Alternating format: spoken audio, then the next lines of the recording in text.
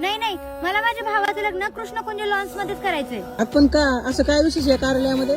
काय विशेष आहे? चल तुला दाखवते काय विशेष आहे. जर लॉन मध्ये लग्न करायचं असेल तर या ठिकाणी 5 ते 6,000 लोक ऍट अ टाइम बसू शकतात. बघा केवढा मोठा लॉन आहे.